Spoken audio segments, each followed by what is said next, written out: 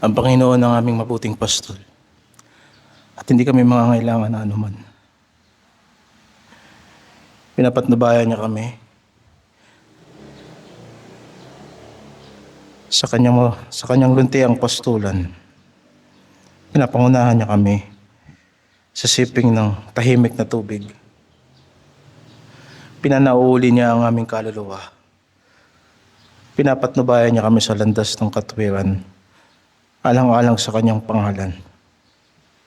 O minsan lumalakad kami sa gitna ng kadiliman, sa daan ng kamatayan, subalit hindi kami matatakot, sapagkat ikaw ay kasama namin. Ang iyong tungkod at ang iyong pamalo ang nagbibigay sa amin ng aliw. Naghahanda ka, O Diyos, ng lamesa sa harapan ng lahat ng umuusig sa amin. Pinahiran mo kami ng langis. Hinirang mo kami. Itinalaga mo kaming maglingkod sa iyo. Ang aming mga sabaw ay umahapaw. O Diyos, wala kaming maibibigay sa mga tao, liban sa mga bagay na galing sa iyo. Gamitin mo kaming mabuting sisidlan para umapaw ang iyong kabutihan, ang iyong pag-ibig, ang pananampalataya sa mga taong nangangailangan. Kami po ay may katiyakan, O Diyos, na ang iyong kabutihan at ang iyong awa ay papasa amin habang kami nabubuhay. Sa lahat ng aming mga araw ay mararanasan namin ang iyong kabutihan at ang iyong habag. Sila'y bago araw-araw, dakila ang iyong katapatan. Tulungan mo kaming manatili sa gawain ng Panginoon habang kami nabubuhay.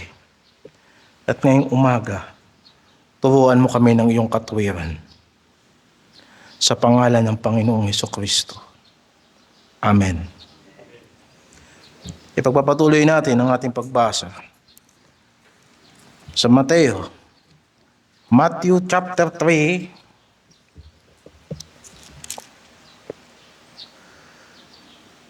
verse 13 hanggang verse 17.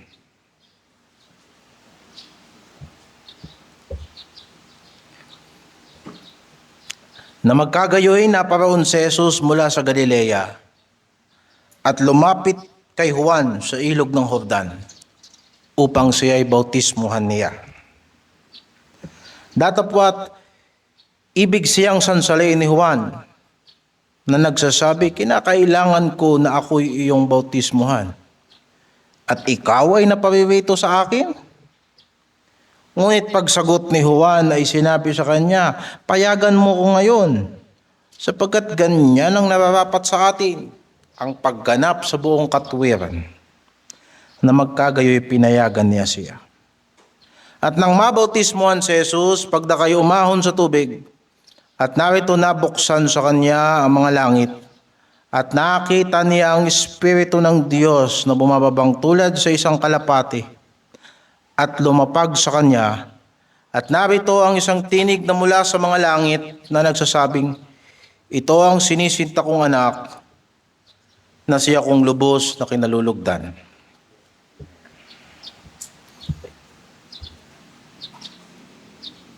Ang konteksto ng ating binasa ay patungkol sa pagbabautismo ng ating Panginoong Hesukristo. Hindi tayo ngayon mag-uusap patungkol sa doktrina ng bautismo. Sapagkat ang intensyon natin ngayong umaga ay yung intensyon na ipinahayag mismo ng ating Panginoong Hesukristo, bakit siya nagpabautismo. Doon sa kanyang sinabi kay Juan, hayaan mo kung magpabautismo. Hayaan mong mangyari ito sa atin. Sapagkat ito ang nararapat sa atin, ang pagganap ng buong katuwiran. Sa makatuwid, ang bibigyan natin ng atensyon ngayong umaga ay ang pagtupad ng Panginoong Jesucristo sa katuwiran ng Diyos. Napaka-importante ng katuwiran. Ito ay konsepto na kinakailangan natin sa daigdig na to. Ayon sa Proverbs 25 verse 5, alisin ang masama sa harapan ng hari at ang kanyang luklukan ay matatatag sa katuwiran. Sa isang talata, sa Proverbs 14 verse 34, ang katuwiran ay nagbubunyi ng bansa, ngunit ang kasalanan ay kakutyaan sa alinmang bayan. Binasa natin ang dalawang talatang ito sapagkat para maunawaan natin ang konsepto ng katuwiran, ang katatagan at karangalan ng alinmang gobyerno o alinmang bansa ay nasa katuwiran. Bagamat iba-iba ang kultura, kasaysayan at paniniwala ng mga bansa, subalit nagkakaisa sila na upang nagkakaisa sila sa paniniwalang ang bawat bansa ay meron dapat batayan ng kanilang pamamahala at paghatol. O sa madaling salita, itong dokumento na tinatawag na konstitusyon. Mga halos isang buwan na rin natin o ilang panahon na rin natin alam na ang problema ng ating bayan ay korupsyon, na lalong lumala nitong mga nakaraang mga panahon.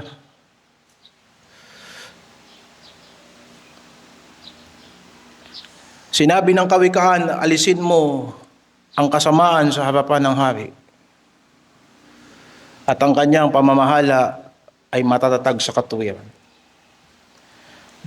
Hindi tayo pinangungunahan ng hari. Tayo isang demokratikong bansa na ang prinsipyo nito ay ayon sa pagkakasabi ng mga Amerikano kung saan kinopya ang ating pamahalaan, na ito ay gobyerno para sa mga tao, gobyerno ng mga tao, at gobyerno sa pamamagitan ng mga tao. Sa makatuwid, ang kaibahan ng gobyerno ng isang demokratikong bansa ay ang pagsasaalang-alang ng kapakanan ng taong bayan na bumubuo ng pamahalaan. Hindi kagaya sa monarkiya, na ang isip ng hari, siya ang nagtatakda ng kabutihan o kahit kasamaan sa buhay ng kanyang nasasakupan. Sa demokratikong pamamahala, ang mga tao ang nagtatakda niyan. At ang mga tagapanguna ang nagsisigurado na maiingatan ang karapatan ng bawat tao sa bansang ito. Kung kaya sa konstitusyon natin, walang batas na maaaring gawin upang malagpasan ang karapatang pantao, sapagkat yan ay iniingatan ng konstitusyon. Sa makatuwid, mga kapatid, itong nakikita nating mga kasamaan sa ating gobyerno, isa lang ang ugat niyan. Hindi nila ipinamumuhay ang katuwiran na dapat sana'y ipinagtatanggol nila. Hindi nila sinaalang-alang na sa bansang ito, ang gobyerno ay ang mamamayan. Yan ang demokrasya. Bakit ko nabanggit ang mga bagay na yan? Ganong kahalaga ang katuwiran. Hindi ito basta pag-aaral ng batas. Ito ay pag-unawa sa anumang nakasulat sa batas. Ang pagsunod dito, ang pagpapasakop dito, ang pag-iingat dito. Maiisip mo na maraming mga batas na hindi nila hinahayaang lumusot sa Senado, sa Kongreso, upang sila ay siliping mainam sa kanilang mga panunto, sa kanilang mga pamamahala. Ngayon, hindi naman tayo nandito para magkaroon ng komentaryo sa social na usapin. Subalit, pinag-uusapan kasi natin ang kaharian ng Diyos. Na ang kaharian ng Diyos ay isang spiritual na gobyerno na ang Diyos mismo ang naghahari at nagpapasya sa lahat ng bahagi at sakop ng kaharian ng Diyos. Sa kanyang paghahari ay walang kasalanan, sapagkat ang Diyos ay matuwid. Ang Diyos ay liwanag, at sa Kanya ay walang kadiliman na anuman. Yan ang karangalan ng iglesia, na meron tayong Diyos na makatuwiran, na meron tayong Panginoon na hindi nagbabago sa Kanyang pag-ibig at sa Kanyang pagtingin sa atin. At nakita natin ang ating Panginoong Jesucristo ay nagpabautismo kay Juan Bautista upang gawin ang katuwiran ng Diyos. Ngayon ang tanong natin, sa anong paraan tinupad ni Kristo ang katuwiran ng Diyos? Ang katuwiran ay mula sa Griegong salita na hindi ko nababanggitin, pero kaparehas dun sa salitang justified o justification. Ito ay parehas. Ang katuwiran ay ang katangian ng pagiging matuwid. Kaya nga ang taong pinawalang sala ay inaring matuwid sa harapan ng Diyos. Ang katuwiran na binabanggit dito ay ang pagtupad ng anak si Jesucristo sa pagpapasakop niya sa kabuuan ng kalooban ng Ama para sa Kanya. Sa dalawang bagay, una, ginanap ng ating Panginoong Jesucristo ang katuwirang pinairal ng Diyos sa pamamagitan ng lumang kasunduan. Ang Biblia ay nahahati sa dalawang bahagi, ang luma at ang bagong tipan. Dumating ang ating Panginoong Jesucristo sa kalagitnaan upang tuparin ang lumang tipan at upang umpisahan ang bagong tipan. Sa makatuwid, nang dumating ang ating Panginoong Jesucristo, hindi siya nagtayo ng kanyang sariling relihiyon. Hindi siya nagtayo ng kanyang sariling paniniwala. Kung hindi tinupad niya yung katuwiran ng Diyos na binanggit niya na nung una pa sa lumang tipan, sa mga taong hinirang ng Diyos at tinawag sa isang kasunduan. Ang kautusan ng Diyos ay ang batayan ng tamang pakikitungo sa Diyos ayon sa inahayag sa lumang tipan. Ito ang kapahayagan ng kanyang kalooban. Kaya nga ibinigay ng Diyos ang kautusan hindi sa lahat ng tao, kung hindi sa mga tao na merong tinuturing na Diyos, na tinuturing na siya ang kanilang Diyos, at ang mga taong yan, ang kanyang bayan. Sa Deuteronomy chapter 6 verse 24 hanggang 25, mababasa natin ito, iniutos ng Panginoon sa amin na gawin ang lahat ng mga palatuntunang ito, na matakot sa Panginoon nating Diyos sa ikabubuti natin kailanman, upang ingatan niya tayong buhay gaya sa araw na ito, at siya'y magiging katuwiran sa atin kung ating isagawa ang buong utos na ito sa harap ng Panginoon nating Diyos, gaya ng iniutos niya sa atin. Kagaya na nabanggit natin kanina, si Juan Bautista ay isang transitional na tauhan sa Biblia.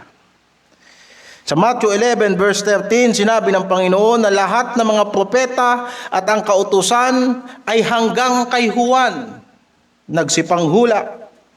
Dumating si Juan sa dulo ng panahon na darating na ang Mesiyas at ipahahayag na ng Diyos ang kanyang kaharian. Kung kaya't kanyang ipinangaral ang bautismo ng pagsisisi, upang itong mga tao ng Diyos na sa kanila ibinigay ng Diyos ang kanyang kautusan ay magsipagpanumbalik sa katuwiran ng Diyos. Tinawag niya ang mga Hudyo na manumbalik sapagkat kanilang sinuway at inabuso ang kautusan ng Diyos. Ang mga tagapagturo ng kautusan, ang mga Pariseo at mga Eskriba at mga Saduseo, ay naging mga bulag na umaakay sa mga kapwa bulag. Ang kanilang interpretasyon ng kasulatan ay naging ayon na lamang sa tradisyon at panlabas na pagsunod. Naging papagpaimbabaw, pakitang tao, pansarili, na ginagamit nila ang kabanalan upang sila ay maging mga kubitos, mga mapag-imbot, sa pag-aakala nila na kapag marami silang pera, hindi sila pupunta sa impyerno. At yan ay mga issue na binanggit sa Matthew chapter 5 hanggang 7. At kung maalala mo kung bakit may turo ang Panginoon patungkol kay Lazaro at kay sa mayaman. Binanggit ko yan noong nakaraang linggo sa exposition sa chapter 3 verse 12. Ang ating Panginoong Jesucristo, sa kanyang pagkakatawang tao ay namuhay sa ilalim ng kautusan, sa isang perpektong pagsunod na hindi nagawang perpekto ng mga tao na binigyan ng Diyos ng kautusan. Naparito siya upang sundin ang kautusan, tuparin ito at ituro ang tumpak na pangangatwiran nito na hindi ayon sa mapagpaimbabaw na katuwiran ng mga Pariseo. Kung kaya't sinabi niya sa Matthew 5, verse 17 hanggang 20, huwag ninyong isiping ako'y naparito upang sirain ang kautusan o ang mga propeta. Ako'y naparito, hindi upang sirain, kundi upang ganapin. Sapagkat katotohanang sinasabi ko sa inyo hanggang sa mga wala ang langit at ang lupa. Ito ay absolute na salita. Hanggang sa mawala ang langit at ang lupa. Ang isang tuldok o isang kudlit sa anumang paraan ay hindi mawawala sa kautusan. Hanggang sa maganap ang lahat ng mga bagay.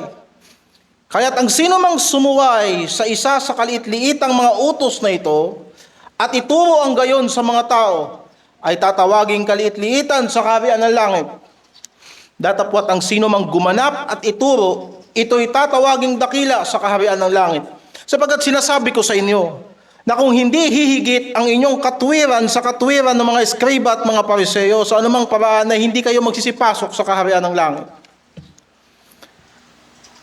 Kaya ng ating Panginoong Jesucristo ay pumunta kay Juan para magpabautismo. Kinilala niya na ang otoridad ni Juan ay galing mismo sa Diyos. Siya ang kahuli-hulihang propeta sa lumang tipan at tinupad niya ang katuwiran. Tinupad niya ang lahat ng utos ng Diyos. Sa tamang interpretasyon nito, na noon pa man, ang tinitignan ng Diyos ay puso.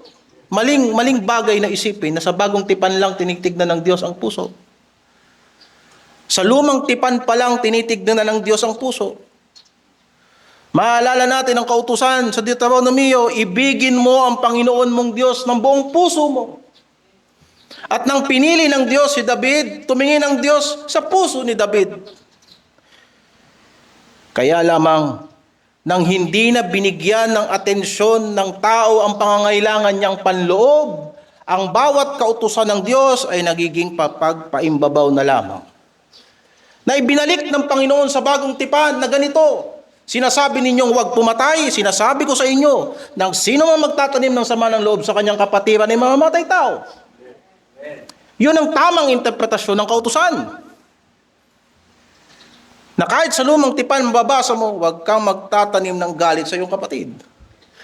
Ngayon sa bagong tipan sinasabi ng Panginoon, sino mang tumingin sa babae na may pagnanasa ay nangangalunya sa kanyang puso. Sapagkat sinabi rin naman sa 10 utos, huwag mong pag-iimbutan ang asawa ng iyong kapwa. So makikita natin na ang problema ng kautusan at ng pamumuhay sa kautusan na ito, inaalis ng tao, iniiwas ng tao ang problema ng kanyang puso. At ipinakikita niya sa kanyang gawa na sumusunod siya sa Diyos, pero ang problema, ang puso niya ay malayo sa Diyos. At nang bumalik ang ating Panginoong Jesucristo, ipinakita niya sa atin, nang dumating ang ating Panginoong Jesucristo, pinakita niya sa atin kung paanong magmahal sa Diyos ng buong puso. Kung paanong magmahal sa Diyos ng buong lakas. Kung paanong magmahal sa Diyos ng buong kaluluwa. At kinikilala ng Panginoon ang kautusan sa lumang tipan. Sapagkat kung hindi niya kinikilala yan, bakit siya nagpasakop diyan? Bakit niya tinupad yan? Sapagkat yan ang ekspresyon ng kabanalan ng Diyos. Kahit ang bagong tipan ay nagsabi that the law is good, holy, and just. Kaya nang dumating ang mga pinuno ng mga Hudyo at kinuwestiyon ng otoridad ni Kristo, sinabihan sila ng Panginoon, Matthew 22 verse 31 hanggang 32, katotohanang sinasabi ko sa inyo na ang mga maniningil ng buwis at ang mga patutot ay nangauna sa inyo sa pagpasok sa kaharian ng Diyos, sapagkat naparito si Juan sa inyo sa daan ng katuwiran at hindi ninyo siya pinaniwalaan.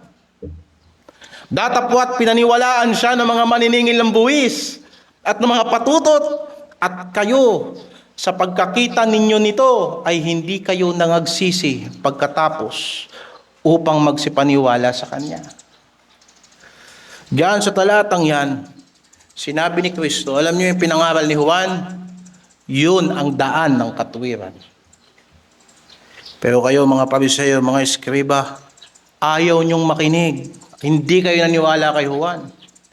Sinasabi ninyo na alam ninyo ang kautusan at ang mga makasalanan na hindi makakapasok sa kaharian ng Diyos. Sinasabi ko sa inyo, mauunahan kayo ng mga taong mas masama pa kaysa sa inyo, sapagkat sila'y nagsisi. Sila'y nagsisampalataya.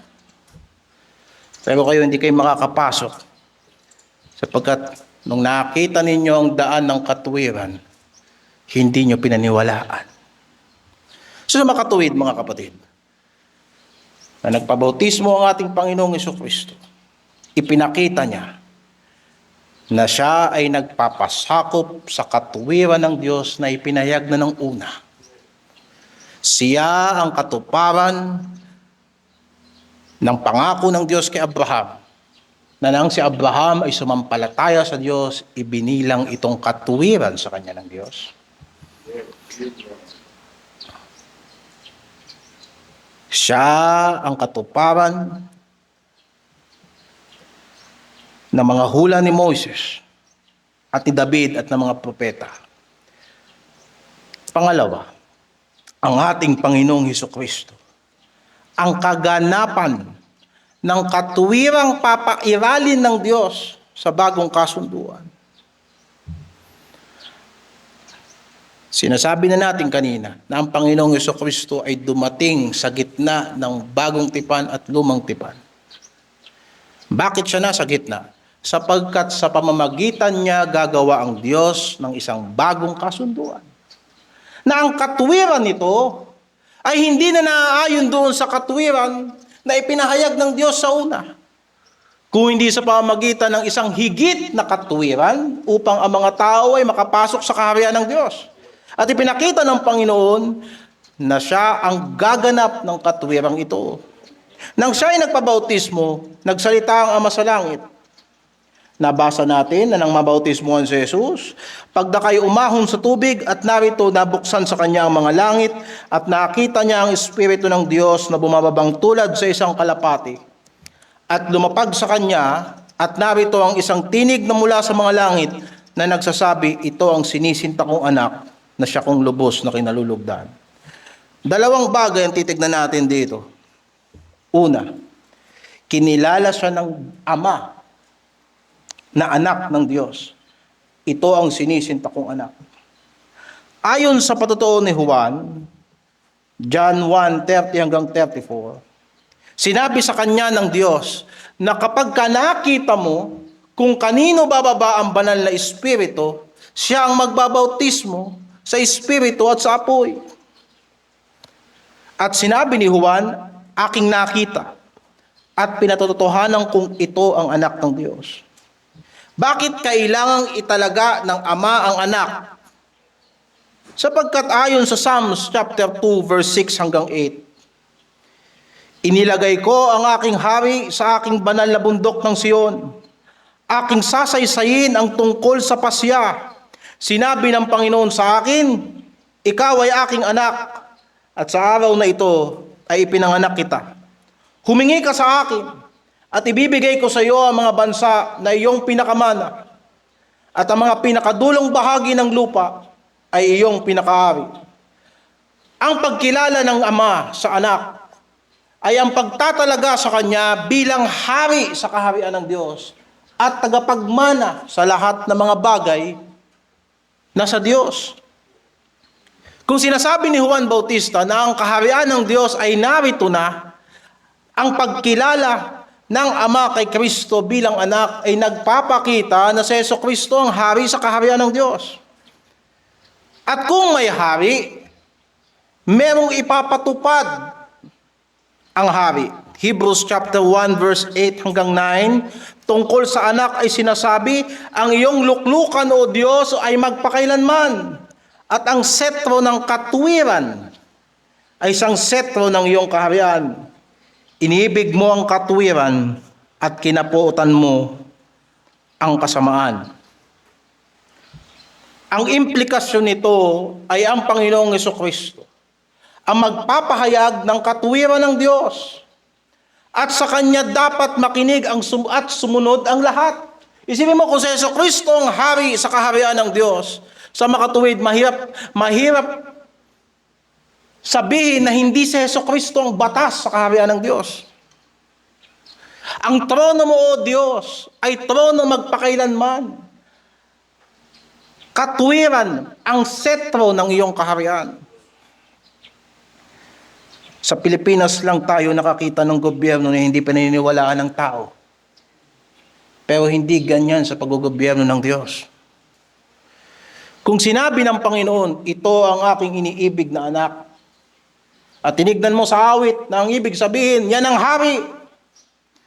At sinabi pa sa mga awit, na ang setro ng kanyang trono, ang setro ng kanyang kaharian ay katuwiran sa makatuwid sa Jesucristo, ang tagapagbigay ng utos sa kaharian ng Diyos.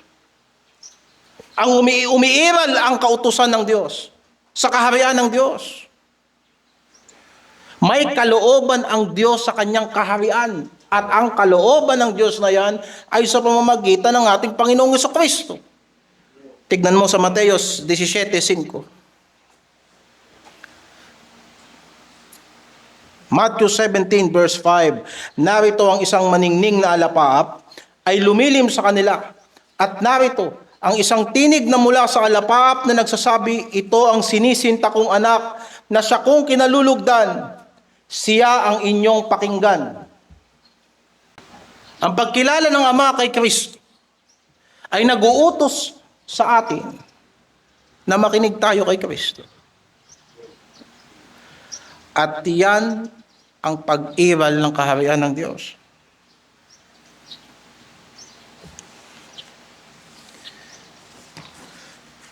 Naiintindihan ko na ang modernong Kristiyano ay allergic sa salitang kautusan.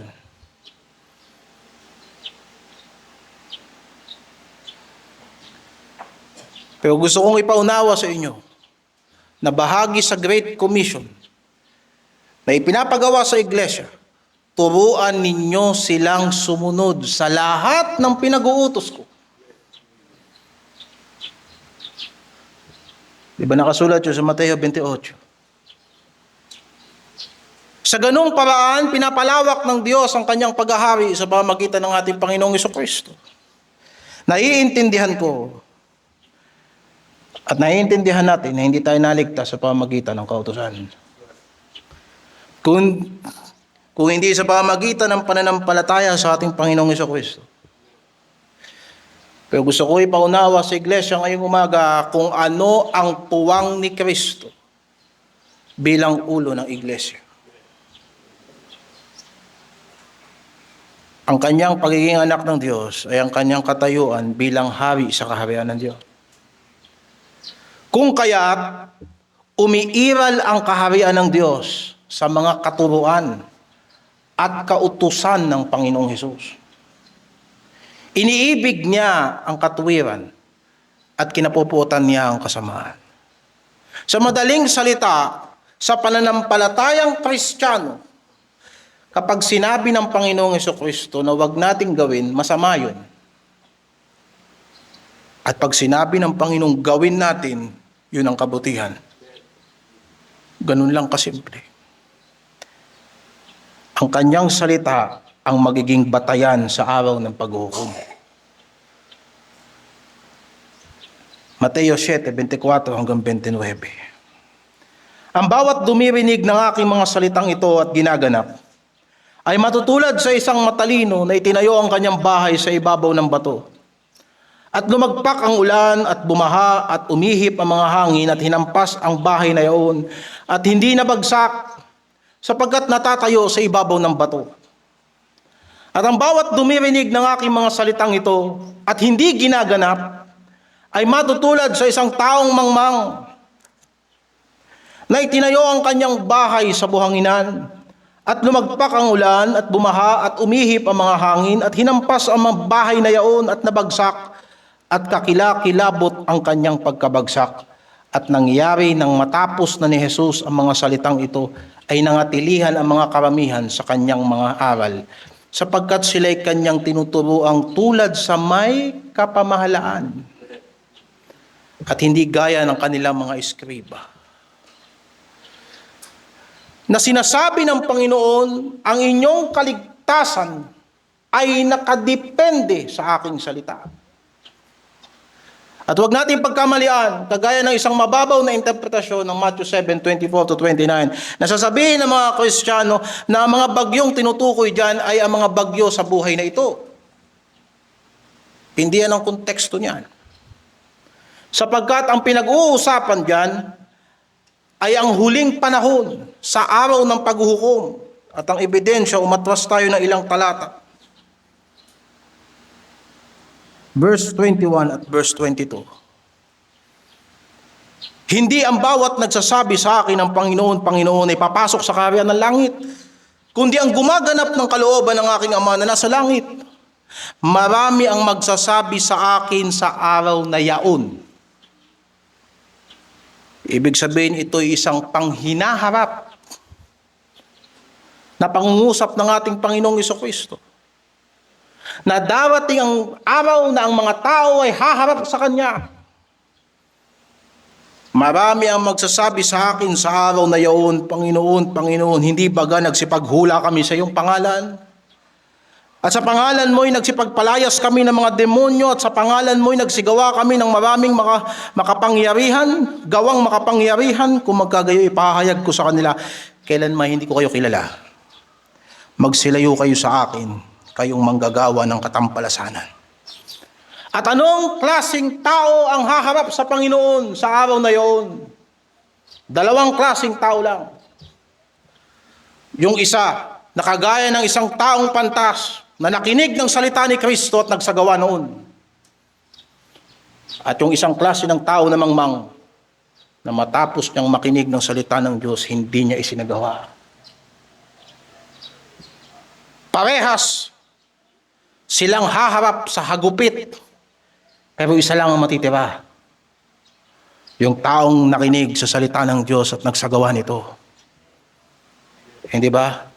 Hindi yan tumutukoy para lang sa daigdig na to. Nagawin mong bato si Kristo ng buhay mo. Para pag nagkaroon ka ng utang, makakabayad ka. Para nagkaroon ka ng sakit, makakatayo ka. Para pag nagkaroon ka ng problema, hindi ka babagsak. Mga kapatid, ang hindi pakikinig ng tao sa salita ni Kristo magdadala sa kanya sa kahatulan ng Diyos. Sapagkat kung siya ang anak ng Diyos, makinig tayo sa kanya. Ito pa ang patunay. 12:48 ng Juan. Ang nagtatakwil sa akin at hindi tumatanggap sa aking mga pananalita ay mayroong isang hahatol sa kanya. Ang salitang aking sinasalita ay siyang sa kanyang hahatol sa huling araw. Sapagkat hindi ako nagsasalita mula sa aking sarili, kundi ang Ama na nasa akin ay nagsugo. At siya ay nagbigay sa akin ng utos kung ano ang dapat kong sabihin at kung ano ang dapat kong salitain. Nalalaman ko na ang kanyang utos ay buhay na walang hanggan. At ang mga bagay na sinasalita ko ay yaon ang sinasabi sa akin ng Ama, gayon ko sinasalita. Nasa panahon tayo na ang tao sinasabi niya tinanggap na si Kristo. Pero hindi niya tinatanggap ang salita ni Kristo. Mga kapatid, sa kaharian ng Diyos, may katuwiran ng Diyos. Ay ang mga salita ng ating Panginoong Hesukristo. Sapagkat siya ang hari sa kaharian ng Diyos.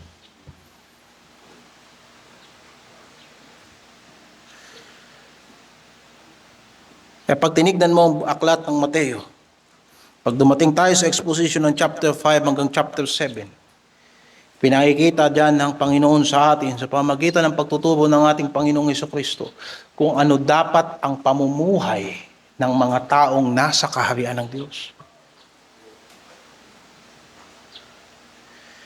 Ngayon, pangalawang bagay.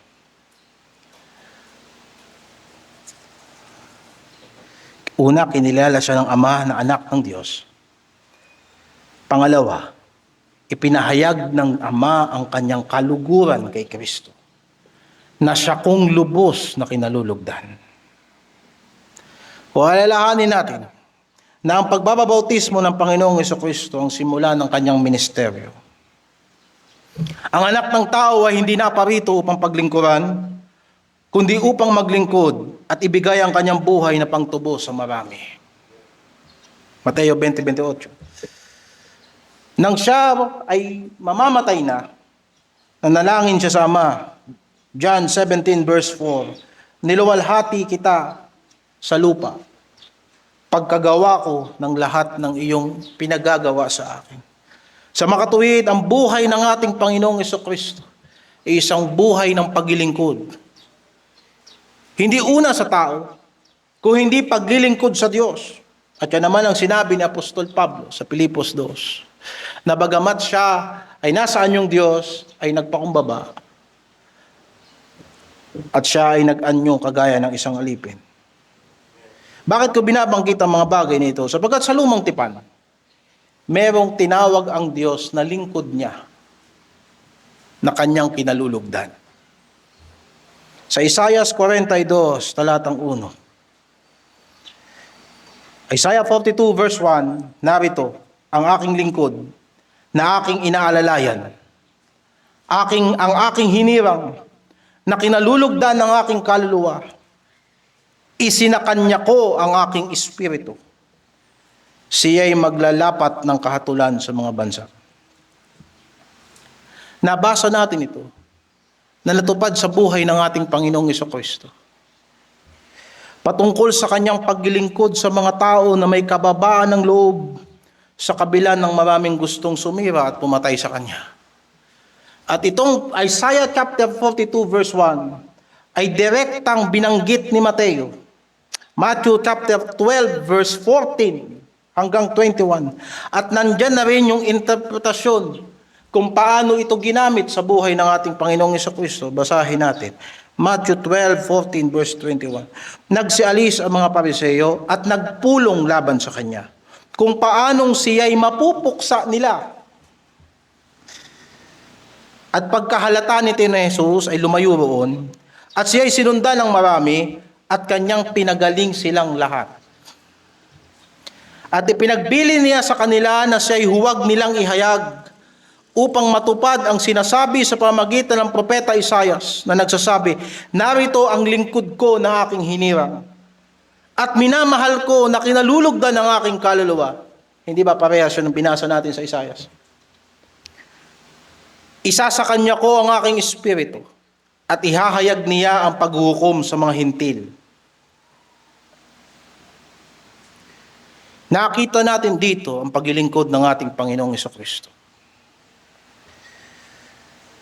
na kanyang pinagaling ang mga tao, kanyang tinulungan ang mga tao, At pinagbilin niya na huwag niyong sasabihin akong gumawa niyan. Sa madaling salita, hindi niya kailangan ng kasikatan. Hindi siya nag-umpisa ng isang revolusyon. Naparito siya para lamang sumunod sa kanyang ama. At nang nakita ng mga Pariseo na ang Panginoong Jesucristo ay hindi mapigilan sa kanyang paglago, sa paglawak ng kanyang ministeryo, at marami ng mga tao ang nakikinig sa Panginoong Hesus, ang ginawa ng mga Pariseo, pinagbalakan nilang wasaki ng ating Panginoon. Siya ang pangunahing lingkod ng Diyos, si Jesucristo, na siyang sinabi ng Ama, ang aking anak na lubos kong kinalulugdan. Na sinasabi ng Diyos sa langit, natutuwa ako sa lahat ng kanyang ginawa. Ang kanyang pagsunod, ang kanyang pagpapakababa, natutuwa ako. Na sa una kinilala siya bilang hari sa kaharian ng Diyos. Subalit hari na hindi naparito para siya'y paglingkuran, o hindi siya ang maglingkod. At sinabi ng Ama, yan ang lubos kong kinalulugdan. Sinabi na yan sa isang daigdig na punong-puno ng kasamaan, na ipinahayag ng Diyos ang kanyang puot sa lahat ng kawalang katwiran ng tao. Merong isa na kinalugdan ng Diyos, si Jesucristo. At nagpapasalamat ako sa Panginoon na nang unang beses na dumating siya rito, hindi niya kagad binuo at tinatag ang kabuuan ng kaharian ng Diyos. Bagamat siya'y hari, totoo, at dinala niya ang kaharian ng Diyos dito sa paraang espiritual. Subalit ginawa niya ang unang pagkakataon upang sa pamamagitan ng kanyang paglilingkod ay mailigtas niya ang bayan ng Diyos. At ang sabi ng Ama, lubos akong natutuwa. Lubos akong nalulugod. Isipin mo anong pangangaral ni Juan Bautista. Bautismo sa pagsisisi. Naparito si Kristo para magpabautismo. Meron bang kasalanan sa Jesucristo na kailangan niyang pagsisihan? Wala. At alam ni Juan yun, na ang Panginoong Jesucristo ay naparito sa lupa bilang isang tao, isang perpektong Hudyo. Isang perpektong Hudyo. Na walang anumang bagay na maaaring ipintas sa kanya. Lumapit siya kay Juan Bautista, ba't magpapabautismo ka sa akin? Ako dapat na magpapabautismo sa iyo. Mas karapat dapat ka kaysa sa akin. At sinabi ng Panginoon, hayaan natin para tuparin natin ang katwiran ng Diyos. Sapagkat walang ibang katutuwaan ang Diyos sa daigdig na ito maliban sa kanyang bugtong na anak, na siyang magiging tagapagligtas ng mga makasalanan. Isipin mo, kung ikukumpara natin ang pagkatawag ni Juan Bautista kay Kristo, si Juan Bautista na rin mismo nagsabi, dapat siyang maitaas at ako'y dapat maibaba. Subalit naparito ang ating Panginoong Jesucristo. Hindi para i-supervise si Juan Bautista. Juan, ayos ba yung ginagawa mo? Ayos ba ang preparasyon natin? Hindi pa naparito ka para ihanda ang daanan ng Panginoon. Nandito na ako. Maayos na ba ang mga tao? Hindi. Dumating siya upang ipakita ganito ang buhay na kinalulugdan ng Diyos. Ang pagkalugod sa kanya ng Ama ay lalong nalubos. Hindi lamang dahil sa ibinilang niya ang kanyang sarili na kasama ng mga makasalanan, kung hindi kanyang pinasan ang kasalanan ng kanyang bayan. Basahin mo sa Isaiah 53, verse 9 hanggang verse 12. Noong nakaraan, binasa natin ng 2 beses yung chapter 53 na yan. Ngayon, babasahin natin yung dulo. Isaiah 53 verse 9 to 12. Bagamat hindi siya gumawa ng pangdadahas at hindi o walang anumang kadayaan sa kanyang bibig, gayon may kinalugdan ng Panginoon na mabugbog siya. Ito ang iniibig kong anak na lubos kong kinalulugdan. Walang anumang kadayaan sa kanyang bibig, gayon man kinalugdan ng Panginoon na mabugbog siya. Inilagay niya siya sa pagdaramdam.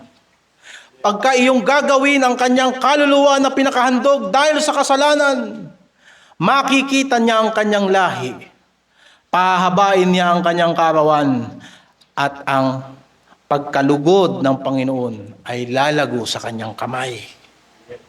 Siya ay makakakita ng pagdaramdam ng kanyang kaluluwa. Si Jesucristo magdaramdam, ang Mesiyas magdaramdam, at ang Panginoon ay masisiyahan. Ang Diyos ay masisiyahan sa pagdaramdam ni Kristo. Sa pamamagitan ng kanyang kaalaman ay aaring ganap ng aking matuwid na lingkod ang marami. At dadalhin niya ang kanilang mga kasamaan. Kaya't hahatian ko siya ng bahagi na kasama ng dakila. At kanyang hahatiin ang samsam na kasama ng malakas, sapagkat kanyang idinulot ang kanyang kaluluwa sa kamatayan at ibinilang na kasama ng mga mananalangsang.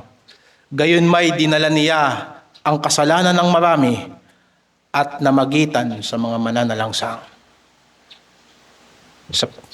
Sa hula ni Propeta Isaiah, na sa dulo ng panahon, malulugod ang Diyos. Malulugod ang Diyos sapagkat merong isa na magdadala ng kasalanan ng tao.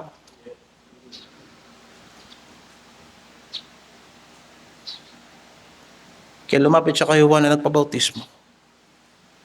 Pinresenta niya ang sarili na nakagaya ng ordinaryong tao, kabilang sa lahi ni Israel, na nagmukhang makasalanan sa kabila ng walang kasalanan, upang tuparin ang katwiran ng Diyos na magbibigay ng kaluguran sa Diyos.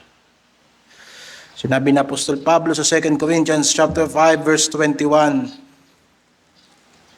At ito ang ebanghelyo. Yaong hindi na nakakilala ng kasalanan ay kanyang inaring may sala dahil sa atin, upang tayo'y maging sa kanya'y katuwiran ng Diyos. Sa dalawang bagay na yan, mga kapatid, tinupad ni Jesucristo ang katuwiran na ipinakita niya sa pagpapabautismo. Maaring marami pa tayong pwedeng ipangaral diyan sa mga passages na yan. So ngayon, diyan muna tayo. Sa dalawang bagay, tinupad ni Kristo ang katuwiran. Una, tinupad niya ang katuwiran ng lumang tipan. Pangalawa, tinupad niya ang katuwiran na kailangan ng Diyos para sa bagong tipan. Tatlong bagay ang implikasyon natin ngayong umaga. Una, ang gawain ng mangangaral ay pangaral ng pagsisisi at pananampalataya at pag-asa sa pagbabalik ni Kristo. At hayaan niyang makita ng mga tao kung paano sinasakatuparan ng Panginoong Hesukristo ang kanyang katuwiran. Umaasa ako, mga kapatid, na sa tuwing ipinangangaral natin ang Ebanghelyo rito sa Iglesia, nakikita niyo ang katuwiran ni Kristo. At tinutupad niya sa inyo ang katuwiran ni Kristo. At tinutupad niya sa akin ang katuwiran niya. Gusto kong tignan ninyo doon sa sinabi niya sa verse 15. Hindi lang siya pumunta doon para sa kanyang sarili ay tuparin niya ang katuwiran ng Diyos. Tinupad niya rin yun para kay Juan Bautista na kanyang sinabi, ito ay nararapat sa atin sa pagkaganap natin ng katuwiran ng Diyos. Ang mangangaral ay walang lakas sa kanyang sarili. Maliban sa umasa tayo rito, na kung talagang nakita nyo si Kristo, magpapasakop kayo sa kanyang katuwiran at kayo'y magiging matuwid sa harapan ng Diyos. Bakit? Sapagkat gusto kong ipaalala sa inyo na yung kamatayan ni Kristo sa krus, may epekto yun sa atin na mga sumasampalataya. Kung si Jesucristo ang inyong Panginoon, lumakad kayo sa Kanya. Paulit-ulit kong sasabihin yan. At paulit-ulit kong sasabihin yan. Kung may tinupad ang Diyos na katuwiran para sa inyo, dapat mamumuhay kayo sa pananampalataya. At yan ay non-negotiable sa pagtanggap kay Kristo. Bakit? Hindi tayo mapapawalang sala kung walang katuwiran ang Diyos. Ang habag ng Diyos ay may kasamang katuwiran ng Diyos, kung kaya't ang tao ay inaaring ganap. Lagi ipapangaral ng mga ngaral yan. Kailangan mong tanggapin ang katuwiran ni Kristo. Sapagkat hindi namatay si Jesucristo doon na parang biktima lang ng politikal na sitwasyon, na hindi na siya kayang kontrolin ng mga Pariseo at mga eskriba, kaya pinapatay na lang siya. Hindi siya namatay doon para kumuha ng simpatya sa atin. Namatay si Kristo upang ang lahat ng kasalanan natin ay palipasin ng Diyos sa pamamagitan ng isang handog. At ngayon sasabihin mo, hindi ka lalakad sa kanyang katuwiran. Sabihin niyo sa akin. Sabi ng Psalm 71 verse 15 hanggang 19, ang bibig ko'y magsasaysay ng iyong katuwiran at ng iyong pagliligtas buong araw. Hindi ko nalalaman ang mga bilang. Sobrang dami, sobrang lawak. Sunday after Sunday, nangangaral ako tungkol sa Ebanghelyo, hindi ako nagsasawa. Sapagkat magsasaysay ako ng iyong katuwiran at ng iyong pagliligtas buong araw, sapagkat hindi ko nalalaman ang bilang, ang dami, ang lawak. Ako'y yayaon na may makapangyarihang gawa ng Diyos. Aking babanggitin ang iyong katuwiran. Sa makatuwid bagay ang iyo lamang, O Diyos. O Diyos, iyong tinuruan ako mula sa pagkabata ko. At hanggang ngayon ay aking inahahayag ang iyong kagilag-gilalas na mga gawa. O, pag ako'y tumanda at ako'y magkauban, O Diyos, wag mo kong pababayaan. Hanggang aking maipahayag ang iyong kalakasan sa susunod na lahi. Ang iyong kapangyarihan sa bawat isa na darating. Ang iyo ring katuwiran, O Diyos, ay totoong mataas. Ikaw na gumawa ng dakilang mga bagay, O Diyos. Sino ang gaya mo? I-translate mo yan sa Bagong Tipan. Sinabi ni Pablo, hindi ko ikinahihiya ang Ebanghelyo ni Kristo. Sapagkat ito ang kapangyarihan ng Diyos ay kaliligtas ng bawat sumasampalataya. Una sa mga Hudyo, gayon din sa mga Griego. Sapagkat sa Ebanghelyo ipinahayag ng Diyos ang katuwiran ng Diyos. Ang katuwiran ng Diyos mula sa pananampalataya hanggang sa pananampalataya sa gaya ng nasusulat ang matuwid, ang inaring ganap, ang pinabanal ng Diyos, ang tinanggap ni Kristo ay mamumuhay sa pananampalataya. Walang magagawa ang mga ngaral dyan.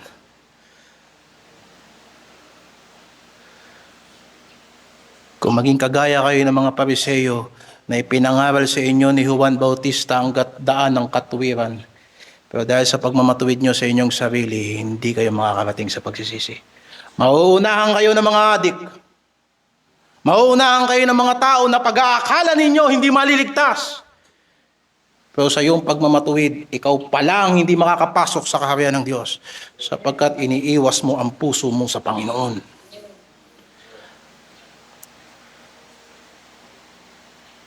Sapagkat ang pamumuhay sa pananampalataya, kung hindi bukal sa puso, anong pinagkaiba natin sa mga Pariseyo? Sasabihin mo, hindi ka naligtas sa gawa. Naligtas ka sa pananampalataya lang kay Kristo, pero yung pananampalataya ang sinasabi mo, hindi totoo sa'yo. Anong pinagkaiba yan sa pagiging paimbabaw? Kung talaga ang Pilipinas na ito ay punong-puno ng mga Kristiyano, bakit ganito ang bansa natin?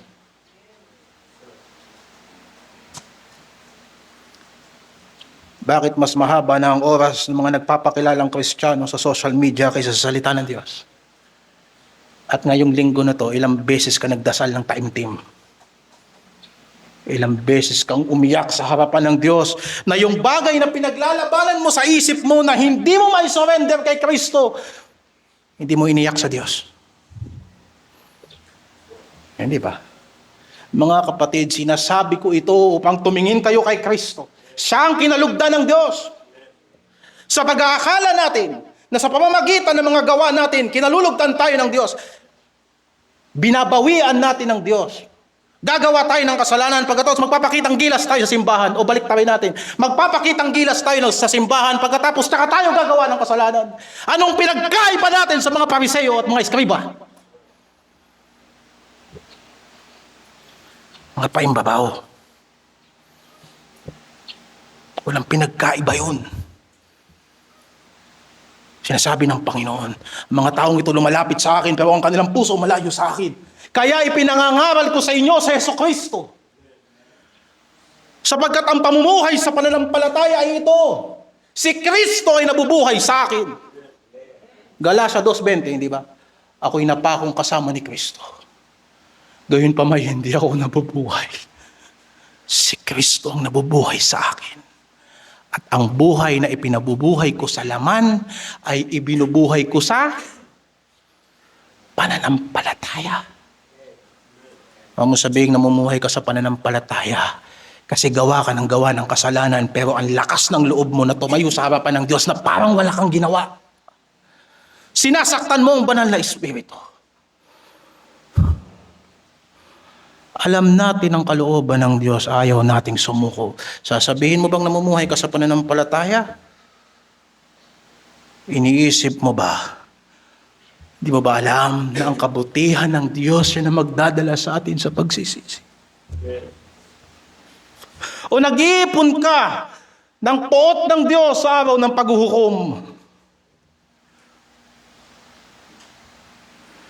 Mga kapatid, hindi ko winawalang kabuluhan ng biyaya ng Diyos. Anong pinagkaiba natin sa mga relihiyosong tao kung ang ating buhay ay hindi natin pinasakop kay Kristo? Pinagkaiba natin sa mga Katoliko.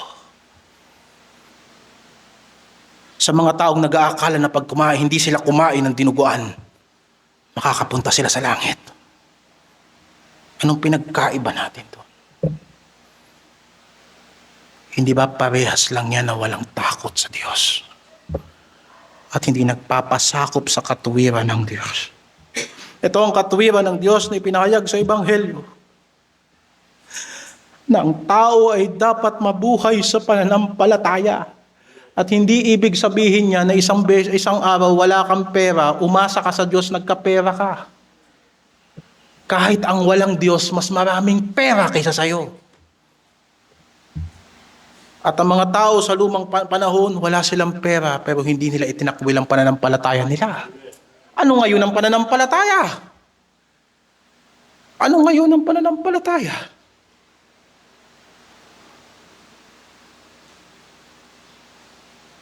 Sa palagay mo ba, mas malaki ang pananampalataya mo sa kapatid mo sapagkat mas marami kang paglilingkod sa kanya?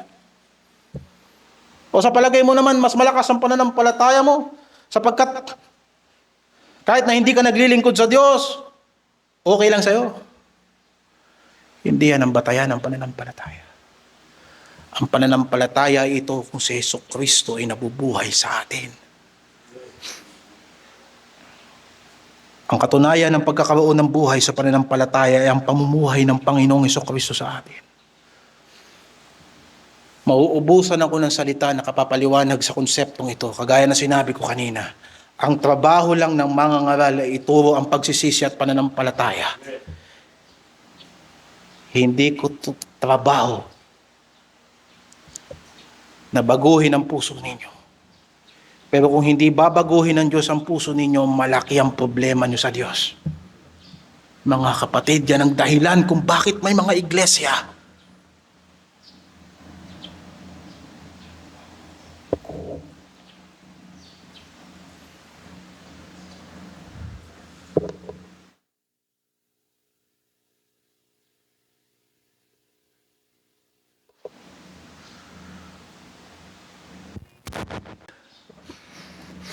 Ang paghahari ng Diyos ay hindi hiwalay sa katuwiran ng Diyos. Sinabi ng Mateo 6:23, hanapin ninyo ang kanyang kaharian at ang kanyang katuwiran. Hindi natin pwedeng hanapin ang paghahari ng Diyos kung hindi natin isaalang-alang kung ano ang tama para kay Kristo at mali para kay Kristo. Hanapin ninyo ang kanyang paghahari.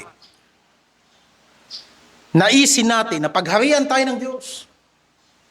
Napangunahan tayo ng Diyos. Pero tinitignan mo ba ang lahat ng iyong lakad at lahat ng iyong isip kung yan ba ay tama para kay Kristo o hindi?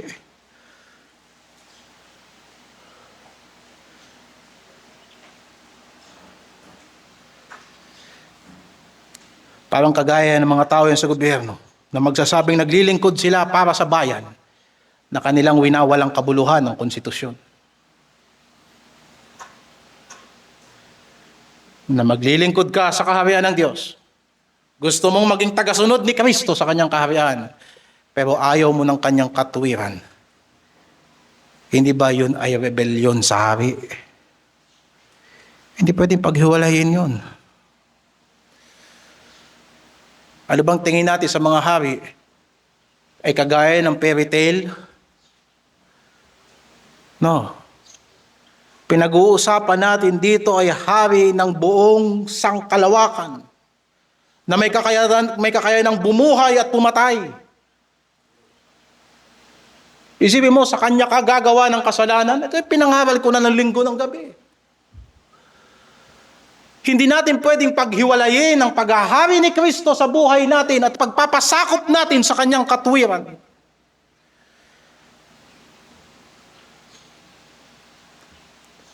Ituloy natin. Pumunta tayo sa Roma. Roma.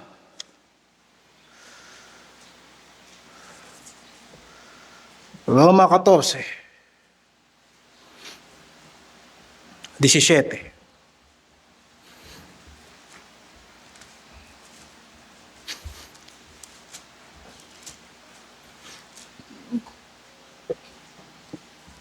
Sapagkat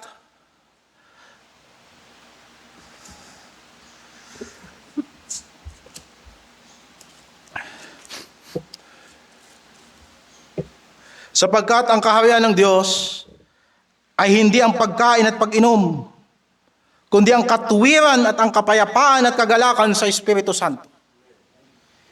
Idikit mo yan doon sa Matthew 6:23. Pag binuo mo yun, hanapin ninyo ang kaharian ng Diyos at ang kanyang katuwiran at ang lahat ng bagay ay ibibigay sa inyo. In contrast dun sa verse 32 na ang mga hintil, ang mga taong walang Diyos, walang ibang inisip kung hindi paano iinom, at paano kakain, at paano makikinabang, at paano mabubuhay na hiwalay sa Diyos. Nasa panahon tayo na iisipin ng tao na basta kumakain siya at umiinom, nasa kaharian siya ng Diyos. Kamusta ka, kapatid? Ito, kumakain pa. Mabuti ang Diyos. Ito, may pera pa. Ito, may material pa. Nasa kaharian ako ng Diyos. Gusto kong sabihin sa iyo na hindi yan manifestasyon ng kaharian ng Diyos. Kailangan natin ng mga bagay na yan sa daigdig na ito. Pero kahit mga walang Diyos, meron yan. Pero ito ang manifestasyon ng kaharian ng Diyos. Ang katuwiran. Na ang tao ay lumalakad sa katuwiran ng Diyos. Ang Diyos ang nangunguna sa kanya.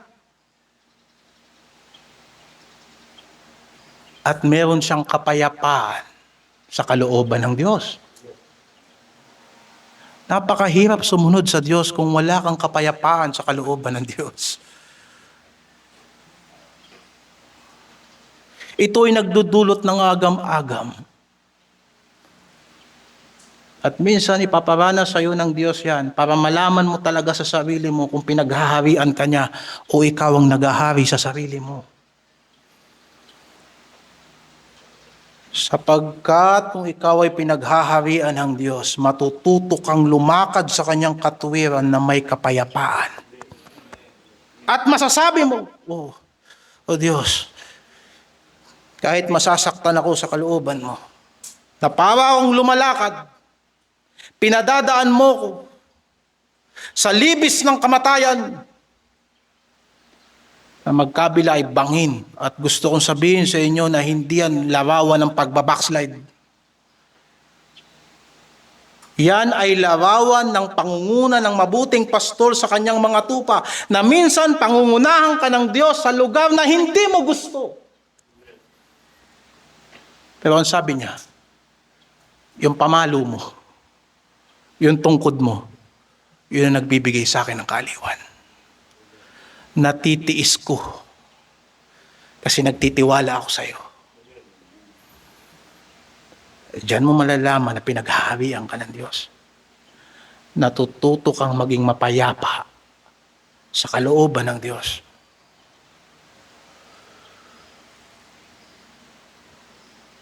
Bilang ilustrasyon, isa sa mga dahilan ba't mahirap ang Pilipinas, kasi minsan, kahit tama ang sinasabi ng namumuno, pero hindi gusto ng mga tao, hindi sila susuporta at hindi sila susunod. Ikumpara natin sa Singapore. 1970s, puro basura ang makikita mo sa Singapore. Kapalad sila, nagkaroon sila ng leader na may mabuting intensyon sa kanilang maliit na bansa. Marami siyang pinatupad na hindi gusto ng mga tao. Pero at the end, natuto ang mga tao magpadisiplina. Tignan mo yung bansang yun, mas malaki yun sa Pilipinas. Ay, mas maliit sa Pilipinas. Mas malaki ang Pilipinas kaysa sa Singapore. Mas bagong bansa. Tayo, pinangunahan tayo, sinakop tayo ng mga Amerikano, tinuruan nila tayo sa gobyerno. 1900s, may pamahalaan na tayo. Sila, kailan sila nagsarili? 1960s lang, 70s. Pero mas maunlad sila. Bakit? Natuto silang magtiwala sa mabuting intensyon ng kanilang pinuno. Dito yan sa lupa. Kailan ka magtitiwala kay Kristo na may kapayapaan?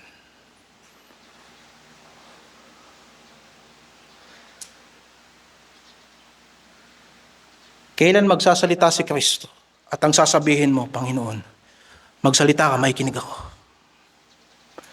Magpapakumbaba ako, magpapasakop ako. Totoo lang, ayoko. Pero ikaw ang hari sa buhay ko. Hindi ba ipinakita sa atin yan ng Panginoong Jesucristo? Ama, kung pwede sana, palipasin mo ang sarong ito sa akin. Subalit hindi ang kalooban ko ang matupad. Kung hindi ang kalooban mo, ilang beses na natin yan naririnig sa pulpito. Pero yan ang kapayapaan sa kalooban ng Diyos. Nakagaya ng sinabi ni Job, kahit patayin ako ng Diyos, magtitiwala ako sa Kanya. Pag sinabi ng Diyos, stay put ka, stay put ka. At pag sinabi ng Diyos, humayo ka, humayo ka. At pag sinabi ng Panginoon, buhatin mo ang krus mo, araw-araw, buhatin mo. Maging mapayapa ka sa Kanyang panawagan. Huwag kang magreklamo. sapagkat ang kapayapaan na yan ay magdudulot ng kasiyahan sa Espiritu Santo. Ang kaharian ng Diyos ay sa katuwiran, kapayapaan, at kagalakan sa Espiritu Santo. Nang ang Panginoong Jesucristo, sa kanyang pagtitiwala sa Ama,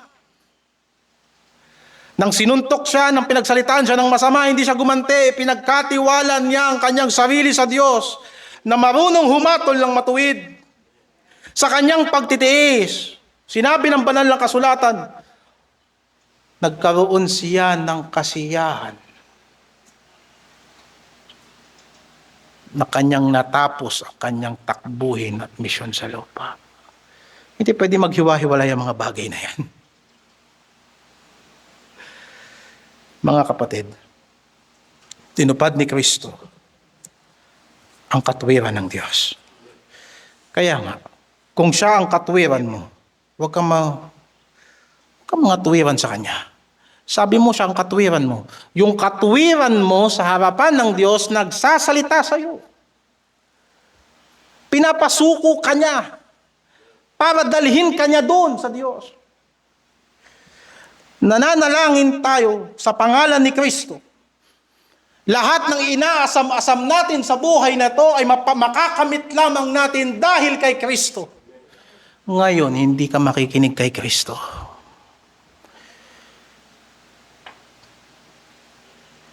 Kung totoo si Kristo, malaki ang problema mo.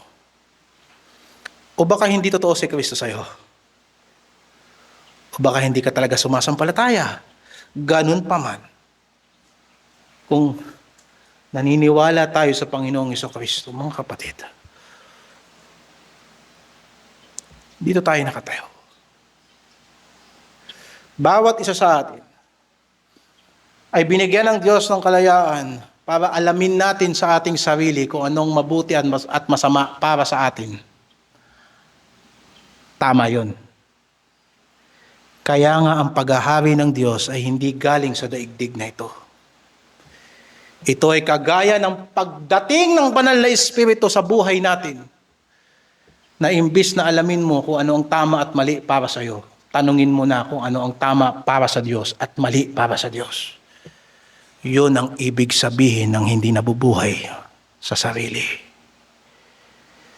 Binigyan tayo ng Diyos ng kalayaan para isubmit natin sa paanan ni Kristo.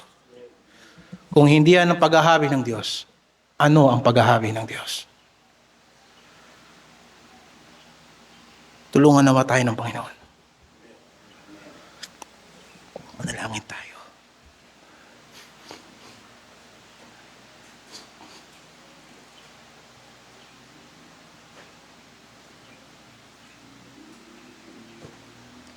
Maawa ka sa amin, Ama namin, sapagkat kami po ay maraming pagkukulang sa iyo.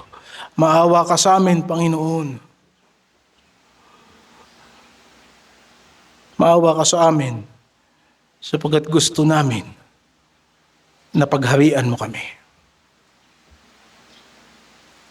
Kung kami ay nasa kaharian mo, ay dapat namin gustuhin na pagharian mo kami. Sapagkat kung nasa kaharian mo kami, at sa inaakala naming nasa kaharian mo kami, subalit ayaw naming pagharian mo kami, hindi ba ka nagkakaroon ng rebelyon sa kaharian ng Diyos? Nakagaya ni Satanas nung una siya ay anghel, subalit ninasa niya na huwag maghari ang Diyos sa kanya.